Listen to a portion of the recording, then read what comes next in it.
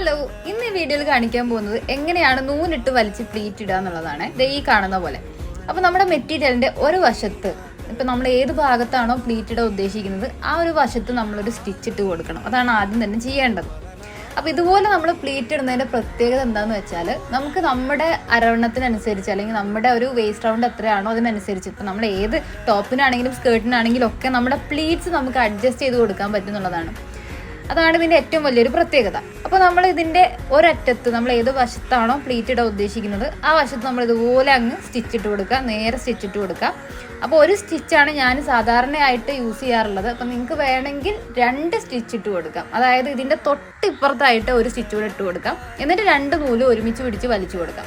അപ്പോൾ ഞാൻ സാധാരണയായിട്ട് ഒരൊറ്റ സ്റ്റിച്ചിലാണ് ഇത് വലിച്ച് പ്ലീറ്റ് ഇട്ട് കൊടുക്കാറ്. അപ്പോൾ അങ്ങനെ വരുന്ന സമയത്ത് നമ്മൾ സ്റ്റാർട്ടിങ്ങിലൊക്കെ ഈ നൂല് പൊട്ടിപ്പോവാനുള്ള സാധ്യതയുണ്ട്. അപ്പോൾ അത് ഒഴിവാക്കാനായിട്ട് 2 സ്റ്റിച്ച് ഇട്ട് കൊടുക്കാം. നമ്മളൊന്ന് യൂസ്ഡായി വന്നു കഴിഞ്ഞാൽ നമുക്ക് ഒരൊറ്റ സ്റ്റിച്ച് തന്നെ മതിയായിരിക്കും കേട്ടോ. ഇതിൻ്റെ ഒരു വശത്ത് നമ്മൾ കെട്ടിട്ട് കൊടുത്തിട്ടുണ്ട്, മറ്റേ വശത്ത് നമ്മൾ കെട്ടൊന്നും ഇട്ട് കൊടുത്തിട്ടില്ല. സാധാരണ അത് ഫ്രീ ആയിട്ട് ആ നൂലവിടെ കിടക്കാണ് ചെയ്യുന്നത്.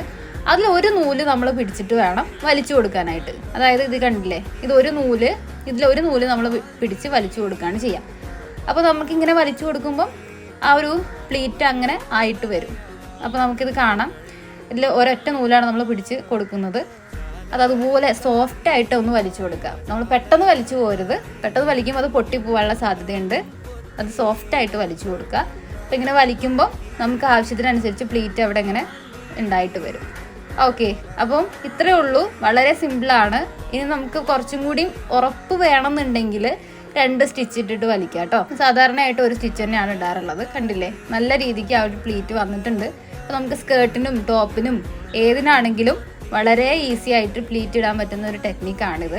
അപ്പോൾ നിങ്ങൾക്ക് ഈ വീഡിയോ യൂസ്ഫുൾ ആണെന്ന് വിചാരിക്കുന്നു. അപ്പോൾ for more videos please follow my channel. By.